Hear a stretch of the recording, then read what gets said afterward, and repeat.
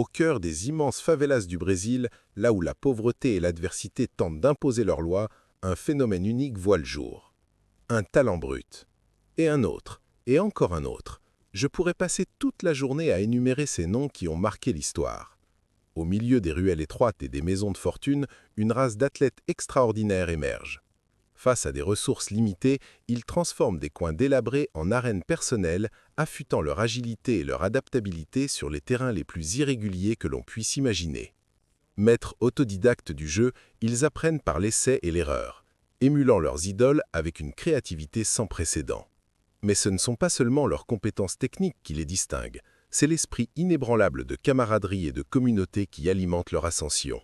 Pour ces joueurs, le football n'est pas seulement un jeu. C'est leur billet de sortie de la pauvreté. C'est leur chance, souvent unique, de subvenir aux besoins de leur famille et de poursuivre un avenir meilleur. Des profondeurs de l'adversité au sommet du succès mondial, les athlètes des favelas se dressent comme un témoignage de l'esprit humain inébranlable. Et ce sont ces athlètes des favelas qui ont propulsé le Brésil au sommet de l'Olympe du football. C'est un fait étonnant. Alors que les favelas n'abritent que 6% de la population brésilienne, près de la moitié de l'équipe du Brésil pour la Coupe du Monde 2022 est issue de ces communautés vibrantes. Mais comment font-ils? Les favelas ne sont pas les seules zones pauvres du monde, n'est-ce pas? Pourquoi le Brésil? Aujourd'hui, nous allons explorer les 5 raisons clés pour lesquelles les favelas ont propulsé le Brésil au sommet de l'univers du football. Et quelle meilleure façon de commencer que par les défis quotidiens auxquels ces jeunes Brésiliens sont confrontés. La vie dans les favelas est étrangère à la quasi-totalité d'entre nous en Occident. La violence, la drogue, la maladie, le manque d'assainissement, nommez un problème et ils l'ont probablement déjà vécu. Pourtant, au milieu de ces luttes immenses, il y a une lueur d'espoir. Comme nous le savons tous, il n'y a pas de croissance sans un certain degré de difficulté.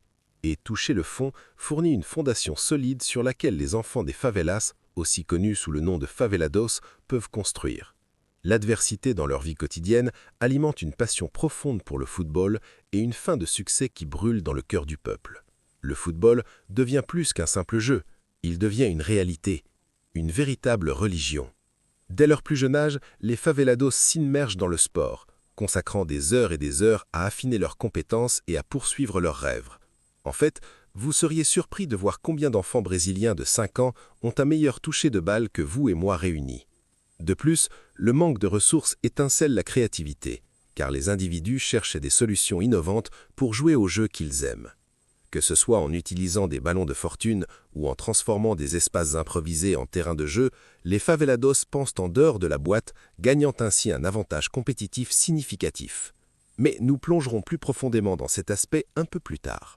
Donc, alors que c'est leur résilience individuelle qui instille une forte motivation et une passion chez les favelados, c'est leur sens d'unité et de communauté qui les propulse vraiment au niveau supérieur. Dans ces communautés vibrantes, le football n'est pas seulement un jeu, c'est une manière de vivre. Mais cela n'était pas toujours été ainsi. Lorsque les Anglais ont apporté le football au Brésil pour la première fois en 1894, le sport portait avec lui des connotations à la fois élitistes et racistes. Considérant que la majorité de la population brésilienne était métisse, analphabète et à faible revenu, elle était totalement exclue du sport. Par conséquent, les premiers clubs football établis au Brésil avaient des restrictions raciales et de revenus. Si vous n'étiez pas blanc et de haut revenu, alors oubliez ça, il n'y avait pas d'entrée pour vous. Alors qu'ont fait ces individus exclus? Eh bien, ils se sont appuyés sur leur créativité et leur débrouillardise pour revendiquer leur place dans le sport. Ils ont pris sur eux de jouer des matchs improvisés partout où ils pouvaient trouver de l'espace. Que ce soit dans les rues animées ou sur les plages sableuses, peu importe. S'ils avaient quelque chose qui ressemblait à un ballon, ils jouaient. Ces matchs de base sont devenus le berceau d'une nouvelle ère où le football a été embrassé par les communautés marginalisées, transcendant à la fois les barrières sociales et économiques. Depuis lors, il a été chéri et transmis à travers les générations, tissant son chemin des populations de classe basse du Brésil à la fin du XIXe siècle jusqu'aux communautés de favelas modernes. En fait, vous pourriez faire un voyage à Rio aujourd'hui et vous verriez cet héritage de première main. Dans un monde où la technologie a pris le devant de la scène, captivant l'attention des enfants semblatul partout, la communauté de favelas semble encore très profondément enracinée dans la préservation de sa passion pour le jeu. Maintenant, laissez-moi vous poser une question. Quand vous étiez jeune, plein de hauteurs et d'aspirations, êtes-vous déjà retrouvé à vouloir poursuivre votre rêve de devenir footballeur professionnel? Mais alors, comme une rafale de vent, vos parents abattirent vos rêves, vous incitant à faire le choix plus sûr de devenir médecin ou avocat. C'est une histoire à laquelle beaucoup d'entre nous peuvent s'identifier. Mais ici, c'est là où l'histoire prend une tournure fascinante. Dans les favelas, ces rêves ne sont pas juste des fantasmes distants, ils sont une bouée de sortie pour beaucoup de jeunes enfants qui n'ont même pas le luxe de ce soi-disant pari plus sûr. Pour eux, le football devient l'ultime billet aller simple hors de la pauvreté, pavant la voie vers un style de vie qu'ils ont vu tant de leurs idoles emprunter avant eux. En effet, l'inspiration tirée de leurs idoles comme Ronaldo et Pelé joue un rôle significatif dans les aspirations de ces jeunes enfants. Pendant des années, ils ont regardé avec admiration ces légendes du football montrer leur spirit sur les plus grandes scènes. Et le meilleur de tout, c'est que leur parcours résonne profondément avec ces joueurs aspirants, raison du parcours partagé qu'ils ont eux-mêmes emprunté autrefois. C'est évident, alors que ces jeunes enfants lassent leurs chaussures et entrent sur le terrain, ils portent l'inspiration de leurs idoles avec eux. Chaque fois que vous voyez un jeune ailier brésilien débouler sur l'aile, tournant son défenseur dans tous les sens et réalisant les gestes les plus obscurs, vous ne pouvez pas vous empêcher de voir des éclairs de Neymar et de Vinicius Junior en lui. Ces feintes, ces gestes et ces compétences hypnotisantes qu'ils essaient de répliquer sont un témoignage de l'impact que ces icônes ont eu sur leur vie. Mais comment ces jeunes joueurs acquièrent-ils ces compétences au premier lieu? Eh bien, la réponse peut être décomposée en 3 facteurs clés. Premièrement, l'environnement dans lequel ils affinent leurs compétences joue un rôle clé. Les surfaces non conventionnelles des rues rugeuses et des plages sableuses, où ils jouent souvent pieds nus d'ailleurs, deviennent leur terrain de jeu. Naviguer à travers le labyrinthe de terrains irréguliers, d'espaces combancés, de zones étroites et d'obstacles imprévus devient une seconde nature pour eux. Chaque bosse et chaque creux devient une opportunité d'affiner leur contrôle de balle. Ces challenges cultivent largement leurs compétences. L'équilibre et la stabilité sont améliorés, l'improvisation et l'adaptabilité deviennent naturelles. Alors, imaginez quand ces joueurs ont la chance de mettre les pieds sur un vrai terrain avec de vraies chaussures aux pieds. En effet, ce n'est pas une coïncidence que les boxeurs recherchent les environnements les plus rudes pour entraîner leur corps, leur tête et leurs compétences. Naturellement, se préparer dans des conditions exténuantes rend les choses beaucoup plus faciles lorsqu'ils entrent dans l'étreinte climée et ventilée du ring de boxe. Mais cela ne s'arrête pas là. La prédominance du futsal au Brésil a été un élément clé expliquant pourquoi les joueurs brésiliens affichent tant de style et sont si habiles.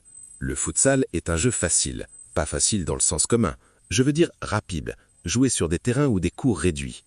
L'intensité du futsal, avec ses transitions rapides et son espace limité, souligne encore plus la nécessité d'une pensée et d'un dribble comme l'éclair. Maintenant, écoutez bien ça. Quand il s'agit de dribbles mesmérisants et de style impeccable, il y a souvent un nom qui vient à l'esprit. Ronaldinho. Il est indiscutablement le meilleur de tous les temps dans ces aspects. Et pouvez-vous deviner où Ronaldinho a appris son art? Le futsal. Il a déclaré « Le futsal est un excellent moyen pour les enfants de développer leurs compétences et leur compréhension du jeu. Ma technique et mes compétences en dribble viennent du futsal. » Enfin, la réponse peut être aussi simple que de dire « parce qu'ils ont moins d'argent ». C'est simplement beaucoup plus abordable de jouer au football que de passer son temps à jouer à des jeux vidéo ou à investir dans l'éducation et les ressources pour essayer d'améliorer sa carrière académique. Il n'y a pratiquement aucune barrière à l'entrée. Tout ce que vous avez besoin est un ballon ou même une canette de soda vide et vous avez un match en cours. De plus, une grande proportion de favelados sont des enfants qui doivent s'occuper d'eux-mêmes et donc sont forcés de se divertir, souvent dans les rues, avec des amis. Et il y a un média qui les rassemble tous, le football. En effet, peu importe votre situation familiale, le pouvoir du football unit tout le monde, indépendamment de l'âge, de la race ou du genre. Au milieu des guerres de gangs, des conflits armés et de la négligence gouvernementale, qui sont des facteurs qui pourraient très facilement diviser les gens, quand vient le temps de s'unir et de se battre pour une cause commune, ils le font assurément. Demandez seulement à Paulo. Paulo et sa communauté ont pris sur eux de transformer une colline de déchets en un bel espace de jardin, utilisant les mêmes déchets qui polluaient autrefois leur zone. Lorsqu'on lui a demandé pourquoi il l'avait fait, il a dit « Parce que nous attendons toujours les autorités publiques, mais elles ne sont jamais là pour nous. Donc si nous ne faisons rien ensemble, rien n'est fait. » Et quand il s'agit de football, ce n'est pas différent. Quand le Brésil entre sur le terrain sur la plus grande des scènes, quelque chose de magique se produit. L'énergie collective d'un tout pays converge, tous unis par l'attente chargée de succès. Vous pouvez presque sentir cette énergie fuiter à travers votre écran de télévision. Vous pouvez également voir cette énergie dans les rues. En 2014, lorsque la Coupe du Monde est rentrée à la maison, les Brésiliens n'ont pas perdu de temps à montrer leur soutien à l'équipe nationale en peignant leur pays en jaune, en décorant des rues entières avec des drapeaux brésiliens et en organisant les fêtes de rue les plus folles. À ce jour, on trouve encore des favelados dans les rues de leur favela, réunis en cercle, frappant le ballon et se défiant à apprendre de nouvelles compétences. Ce sont ce type d'expériences qui rassemblent les favelados. Et pour ceux qui ont la chance d'arriver jusqu'à l'équipe nationale brésilienne, ils portent avec eux ce même esprit contagieux et énergie carnavalesque. Je veux dire, à quand remonte la dernière fois que vous avez vu un but de l'équipe nationale brésilienne qui n'ait pas été célébré par une séquence interminable de danse, le fameux passinho. Des rues animées aux terrains illustres, de nombreux joueurs brésiliens ont parcouru le même chemin, forgeant des liens indestructibles et résonnant les uns avec les autres à un niveau profond. Et c'est cela, par-dessus toute autre chose, qui les rend si uniques.